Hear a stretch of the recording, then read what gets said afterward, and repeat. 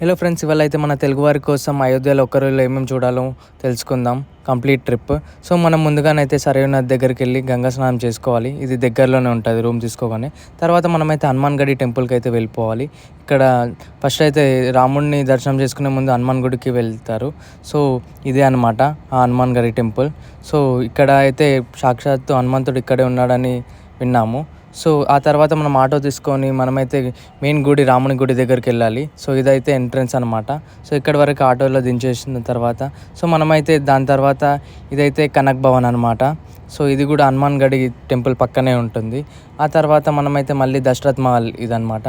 So ఇది కూడా హనుమాన్ గడి టెంపుల్ పక్కనే ఉంటుంది. మ్యాప్స్లో చూసుకున్నా తెలిసిపోతుంది. ఆ తర్వాత ఈవినింగ్ మనమైతే ఇది లతా మంగేష్కర్ చౌరాహా అనమాట. సో ఇదైతే చాలా బాగుంటుంది ఫొటోస్ దిగడానికి. మరియు ఇక్కడే సూర్య స్తంభాలు కూడా ఉంటాయి. సో ఇవన్నీ చాలా బాగుంటాయి. నైట్ వెళ్ళాల్సిన ప్రదేశాలు ప్లేస్ ఉంటుందన్నమాట. సో ఇక్కడ స్పెషల్ ఏంటంటే లేజర్ షో అనమాట. ఇది ప్రత్యేక సందర్భాల్లో ఉంటాయి. ఆ తర్వాత మేమైతే సరయూ నదిలోనైతే మనమైతే బోటింగ్ చేయడం జరిగింది. సో పర్సన్ 100 రూపీస్ తీసుకుంటారు. ఒక 10-15 మినిట్స్ దింపుతారు. ఆ తర్వాత సేమ్ మనం ఎక్కడైతే బోట్ దిగుతామో అక్కడే గంగా హారతిని సాయంత్రం వీక్షిస్తాం అనమాట. సో సాయంత్రం 6 to 7 1 hour వరకు. ఇంకా వీడియోలో మీకు ఏమైనా డౌట్ ఉంటే కామెంట్ చేయండి, ఖచ్చితంగా రిప్లై ఇస్తాను వెంటనే. సో ఇదన్నమాట ఓవరాల్ అయోధ్య ట్రిప్. ఒక్క రోజులో కంప్లీట్ చేయొచ్చు అనమాట. నాకు మాత్రం సుమారుగా 2000 మాత్రం అయ్యింది. Thanks for watching. సబ్స్క్రైబ్.